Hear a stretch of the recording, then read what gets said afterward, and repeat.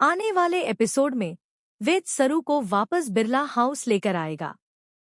जी हाँ, कहानी में जबरदस्त ट्विस्ट देखने को मिलने वाला है, जहां एक तरफ वेद सरू से बेहद नाराज होता है और उसे भूलने का फैसला कर लेता है, वहीं दूसरी तरफ किस्मत उसे एक ऐसी सच्चाई से रूबरू कराती है जो उसकी सोच पूरी तरह बदल देती है।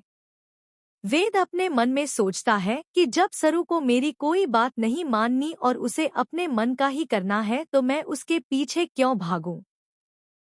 इसी सोच के साथ वह अपने कमरे में जाता है।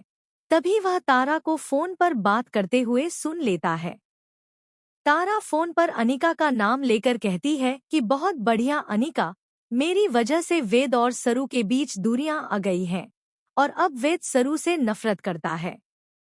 तुम कॉलेज में सरू का जीना मुश्किल कर दो, उसे न सिर्फ कॉलेज से बल्कि इस शहर से भी बाहर निकाल दो।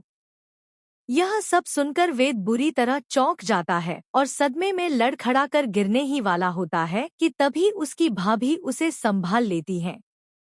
वेद टूटे हुए स्वर में कहता है कि भाभी, माँ ने मुझे धोखा दिया और माँ की वजह से मैंने जो पाप किया है, अब उसे सुधारने का समय आ गया है। इसके बाद वेद बिना देर किए सरू के पास पहुंचता है। वह सरू से माफी मांगता है, उसे अपनी कसम देता है और समझाता है कि जिस दिन वह घर छोड़कर गई थी, उस दिन सच्चाई कुछ और ही थी। काफी कोशिशों के बाद वेद सरू को मनाने में सफल हो जाता है और सरू उसके साथ वापस बिरला हाउस लौट आती है। जैसे ही सरू घर में कदम रखती है, भाभी उसे देखकर बहुत खुश हो जाती है और तारा को बुला लेती है। तारा जैसे ही सरू को घर में वापस देखती है, उसके पैरों तले जमीन खिसक जाती है। वह गुस्से से वेद से पूछती है कि तुम सरू को इस घर में वापस क्यों लाए। वेद पूरे आत्मविश्वास से जवाब देता है कि क्योंकि सरू मेरी पत्नी है और इस घर की बहू है। तारा गुस्से में कहती है कि इसके इस घर से सारे रिश्ते उसी दिन खत्म हो गए थे जिस दिन यह घर छोड़कर गई थी और अब इसकी इस घर में कोई जगह नहीं है। वेद तारा की आंखों में आंखें डालकर कहता है कि मां, मुझे अब सब सच्चाई पता चल चुकी है।